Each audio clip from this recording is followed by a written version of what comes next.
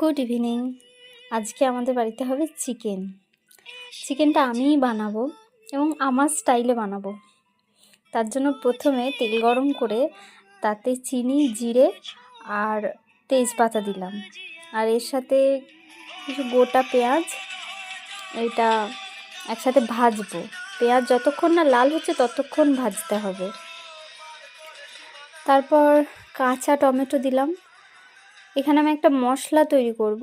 মশলাটার মধ্যে সমস্ত গুঁড়ো যে মশলাগুলো হয়, হলুদ গুঁড়ো, জিরে গুঁড়ো, লঙ্কার গুঁড়ো, তারপরে মিট মশলা যেটা হয় সেটা, এছাড়া হচ্ছে ওই কাশ্মীরি যে মির্চ হয় ওইটা, এগুলো দিয়ে একটা পেস্টের মতো বানাবো, কারণ ওগুলো গুঁড়ো গুঁড়ো দিতে একটু টাইম লাগে।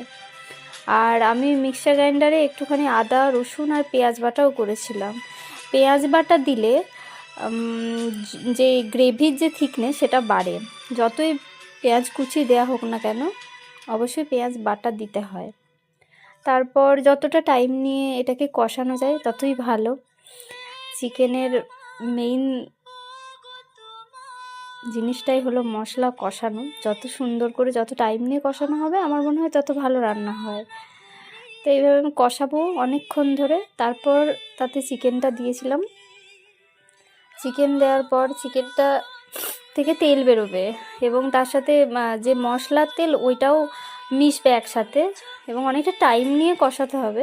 আমি এখানে কিছুটা ওই কাশ্মীরি মির্চটা দিচ্ছিলাম, কারণ আমার একটু কম হয়ে গেছিলো দেওয়াটা। এটা দিলে রঙটা আসে।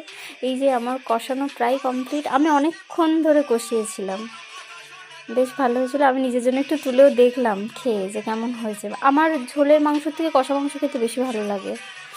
যদিও আমি চিকেন প্রেমী নই, আমি চিকেন খুব একটা পছন্দই করি না, কিন্তু ওই যা মাঝে মাঝে খাই, এইটুকুই। আমার গ্রেভি খেতে খুব ভালো লাগে, আর আমি খুব ঝোল প্রিয়। ভাতের সাথে ঝোল না হলে আমার হয়ই না।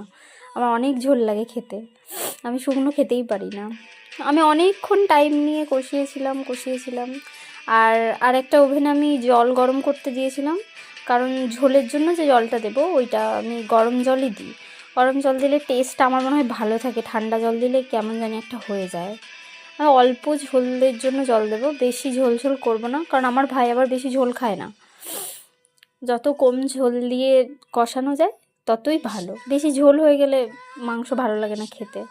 আমি অনেক টাইম নিয়ে করেছি, খুব অল্প আঁচে করেছিলাম, যাতে মাংসটা খুব ভালো সেদ্ধ হয় এবং মশলাটা খুব প্রপারলি মাংসর মধ্যে যাতে